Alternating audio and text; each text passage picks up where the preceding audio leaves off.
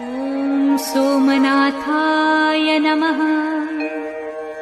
ॐ मल्लिकार्जुनाय नमः। ॐ महाकालेश्वराय नमः। ॐ ओंकारेश्वराय नमः। ॐ वैद्यनाथाय नमः।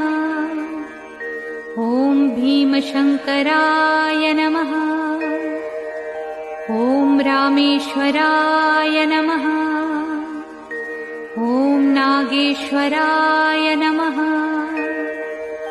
ॐ विश्वेश्वराय नमः। ॐ त्र्यंबकेश्वराय नमः।